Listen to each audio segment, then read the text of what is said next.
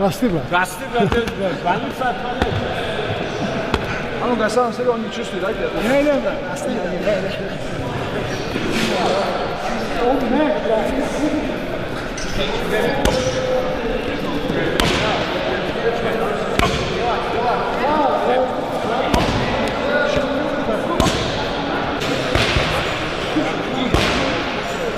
Islam Makhachev. Dude goes up one weight class, goes up to 170. He was the 55-pound most dominant champion ever, most title defenses at 55 ever. Just dominates at 170. Like, every round. People are saying it's boring, but listen, man, it's boring if you're a casual. The fact that he was able to do it every round, it was a little frustrating because you wanted Jack to try to adjust, but he couldn't, man. Islam shut his game down right away. He low kicked front leg real quick, had him limping real quick. Like within the first round, he had hit it 3 or 4 times. Bad. I imagine being Khabib, you know, just your protege is just coming in. And Khabib's even better than him. Right. That's what's so crazy. That's how good those guys are. KOing people, man. It's different. Yeah. He's different. He's head kicking Volkanovski. It's like a different level. Islam's fucking huge. Yeah. He's big, dude. Yeah. When I interview him in the cage afterwards, I'm always like, how? Really? How are you 155? Yeah. How? I know. How? I know. He's thick as fuck. He's got a giant back. Yeah. And when he gets a hold of guys, it's like he's just got this leverage, this grappling squeeze. I remember when he fought Drew Dober. And like when he got Dober down to the ground, I was like, that's a wrap. Yeah. It's a wrap. As soon as he gets on top, and then he starts clamping down and squeezing, and guys are just like, Oliveira was tapping. Like the moment it was on, his striking has leveled up significantly. He's a threat everywhere. Speaking of you being the former interim welterweight champion of the UFC, next UFC card, they have Islam Makhachev versus Ian Machado. Gary, who do you favor in that? You know, I favor Makhachev for sure. I think he's just going to take him down and dictate his pace and put the fight where he wants to fight. He's too strong for that little twig, you know, that little cuck that sits in the corner and watches his wife get dogged out by the nutritionist. So, you know, I got Islam. Islam ain't doing that cuck shit. Now that Islam Makhachev is about to face the colossal challenge of Ian Machado Gary, it's safe to say that no stone is left unturned for the lightweight champion. According to reports from Islam Makhachev's camp, he has increased the intensity of his training, and this is something expected given the caliber of the upcoming challenge. From hardcore wrestling training sessions to advanced striking training, nothing seems to have been left behind in Islam Makhachev's training regime. Yeah, and they don't forgive the disrespect. No. I forget that sometimes. Like the people that are like ultra competitive. Totally different kinds of human beings, man. It doesn't go away. Their drive it's like, you don't understand it. You don't live it, you know? Yeah. And like wrestlers, like elite wrestlers are the only people that train the way like Khabib and his crew train. Like in any other combat sport, like if you're coming over from kickboxing and, you know, and then you want to fight MMA and, you know, you think, well, I've already trained like an animal already. Like, yeah. There's a difference. There's a difference in the kind of exhaustion that you get from like hardcore wrestling training. And that's something that these guys have that it's like, that's why wrestling is the #1 base for MMA. Because anybody who gets really good at wrestling, you got to be animal. Yeah, I wrestled in high school for the first couple of years, and it was like, I was like, this ain't for me. You know, it was it was hard. It's hardcore, man. Like so hard. It's because besides the technique and stuff, you have to be able to suffer. You're training to suffer. Yep. Yeah, they break you all the way down every single practice. Training to suffer, and then the losing weight and competing on the same. After watching how Islam rose through the ranks, Joe Rogan concluded that Islam is performing on a completely different level. Recalling how Islam won the title match against Charles Oliveira, Rogan admitted that he did not expect to witness such an easy victory. Instead, he saw how Islam outstruck Charles before submitting him with a head and arm choke modified in a very special way. Rogan emphasized the specifics of the submission, stating that Islam tightened his grip higher than it is normally done by other fighters. In the eyes of Rogan, this made Islam's submission look very professional and meant that the wrestling skills of Islam have been perfected for years rather than just developed with physical strength. The upcoming fight with Ian Machado Gary can prove this once more. Like, nobody saw that coming. I thought it was going to be a tough fight. I thought it was going to be a tough fight, too. And then He hurt him came on the out feet. On the feet. On the feet. Beat him standing, and then followed him to where everybody thought he would be safe at. And I seen a clip of that choke that he did. I know why that choke was so tight now.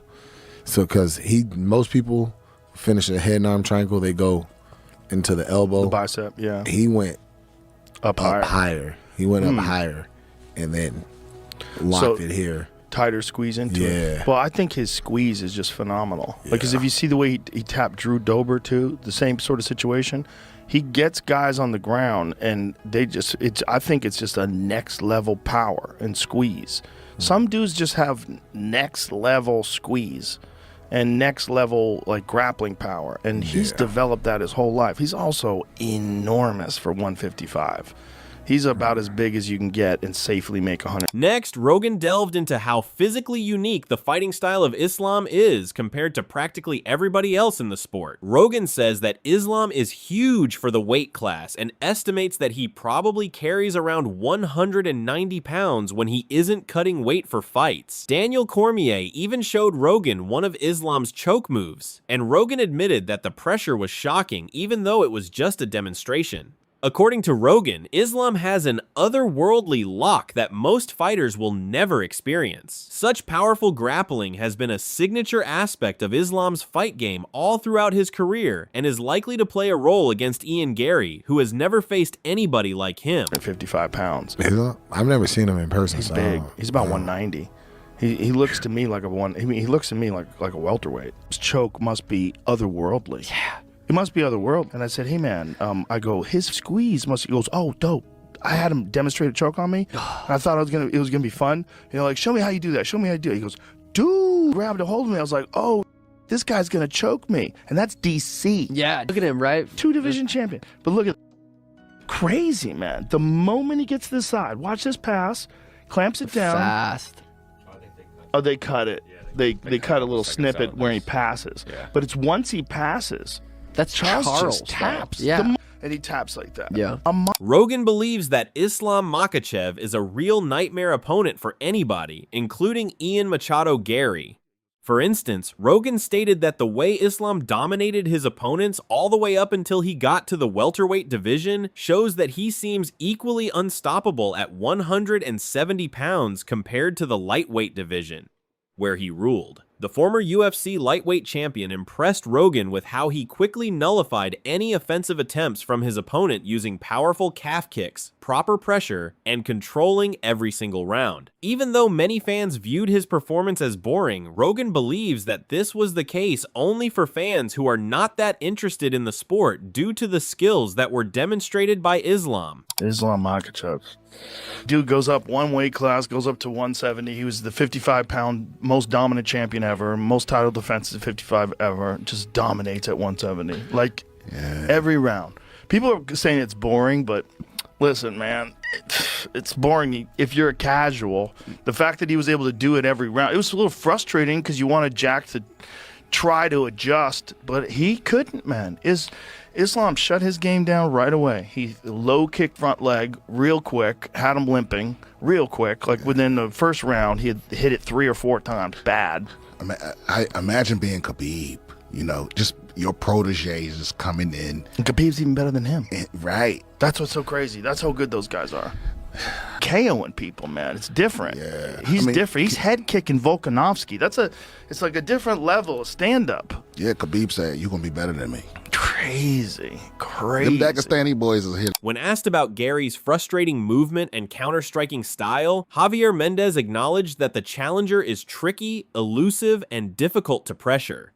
However, he insisted that none of those qualities present a style Islam has not already seen. According to Mendez, the champion has repeatedly shown he can impose his own game regardless of what opponents want to do.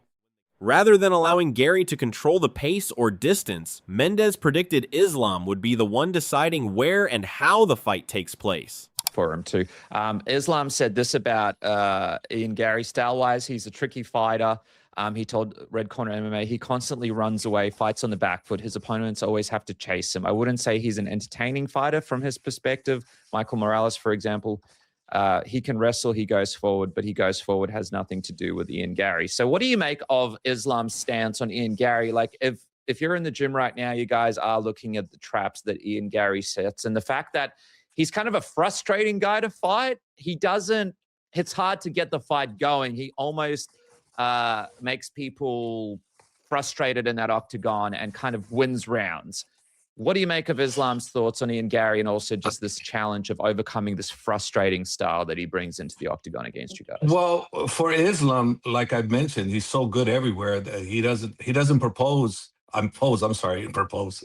He doesn't pose a particular style that Islam can't handle. So that's why Islam says what he says, because no one's been able to give Islam issues on how he wants to spar. No one. He's been able to dictate how he wants to. So the only one in the past was Khabib, and that's when Khabib made him grapple. But other than that, no one.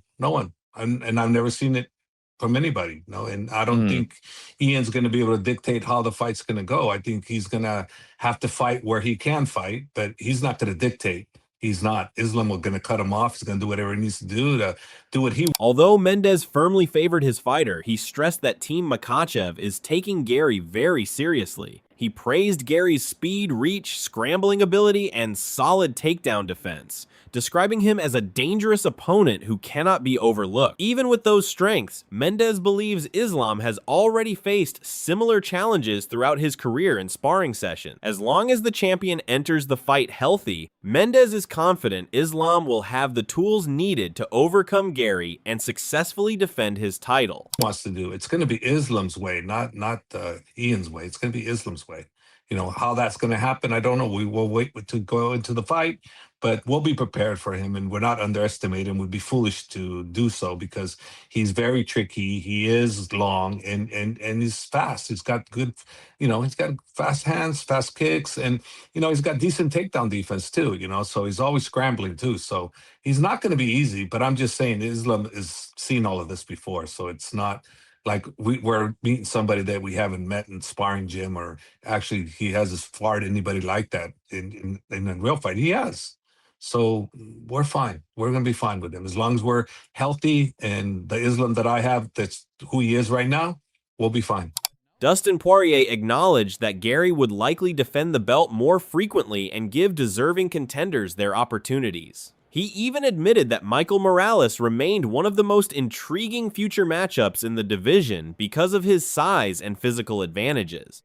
However, he still felt Islam brought greater significance to every title fight because of the legacy he is building. While Gary's reign could produce more activity, Islam's reign carries more historical weight.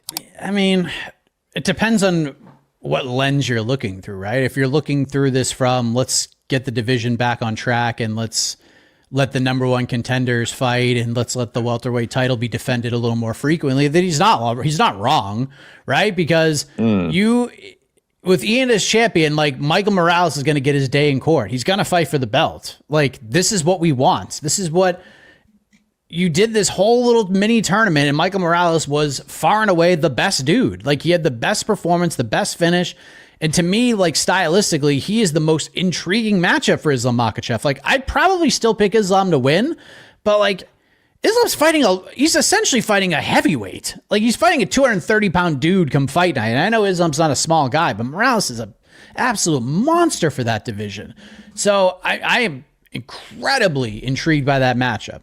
But I do agree with Ian that, because the thing with Islam, like, if Usman goes out and beats DDP, like, I know he can sit there and be like, yeah, man, I'm going to go fight Sean Strickland again in a rematch. But he could also just be like, nah, I'm going back to 170, and now I can finally get the Islam Makhachev fight. Like, and honestly, if he goes out and beats DDP and says, like, I want to fight Islam Makhachev, like, I'll be more okay with it than I would have been if they gave him the fight after beating Joaquin Buckley. Like, so many people are like, this is the fight that's going to be made. I'm like, this is the stupidest welterweight title fight of all time, if that's the fight that they make. Like, I was so staunchly against that fight. So I'm very happy that Ian Gary's fight. When discussing the matchup itself, Poirier praised Gary as one of the smartest defensive fighters in the division.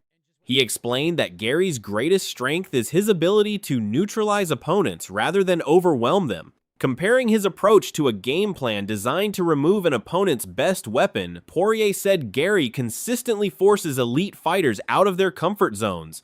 That tactical style, combined with his composure, makes him a far more difficult challenge for Islam than many fans appreciate.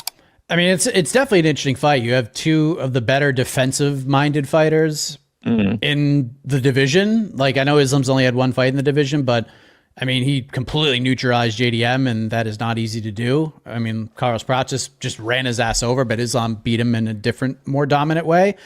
But Ian is also very defensively savvy too. It is very hard to like put him in a tough spot. Like, he can get cracked though. We've seen him get jawed a couple of times, but battle through it. Bilal was very competitive with him. And then he just decided, like, I'm just going to keep using the Canelo hands, which I still don't understand his strategy with that. Like, it has cost him his last 3 fights. Don't get me started on that. It's so hard to watch him do this bullshit. At this point of his career, Mike, when what got him to the dance was his wrestling, and then he'd mix in some striking, and then it's just like, let me just... You're being a pain in the ass. He won the belt because he was a pain in the ass to fight. And Ian's like a little bit different. Like, he'll just neutralize you. He'll take away your strengths. He fights like Bill Belichick prepared the New England Patriots to fight the best team. He takes away your best weapon. Like, that's how Ian Gary fights. So I'm not ruling him out. Like, dude, especially this year, I'm not ruling out anything. Michael Bisping leaned toward Islam retaining his title. He stressed that Gary's path to victory is clear. He believes the Irish contender must rely on constant movement, sharp jabs, straight punches, and teep kicks while refusing to engage in prolonged grappling exchanges. Bisping even said Gary would not care if the crowd booed his cautious approach because the only objective is winning rounds and leaving Philadelphia as champion. In his view, a disciplined tactical performance gives Gary a genuine chance, even if Islam remains the rightful favorite. As he wrapped up his preview, Bisping ultimately predicted Islam Makhachev would still get the job done because of his unmatched professionalism, championship experience, and ability to prepare for every style.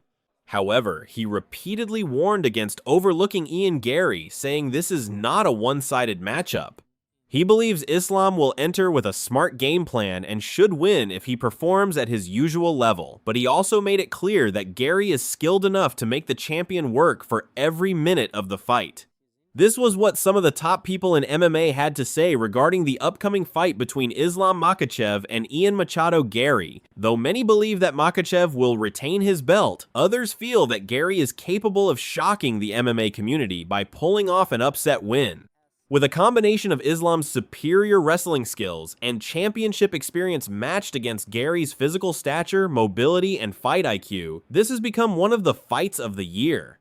As we move closer to fight night, the more polarized the views are getting, which just further enhances the hype behind this title fight. One thing that is for sure is that both these fighters have something to prove, and that once that cage door opens, none of them will show any mercy. But what do you guys think? Will Islam Makhachev continue his undefeated streak and keep the title, or will Ian Machado Gary steal it from under him?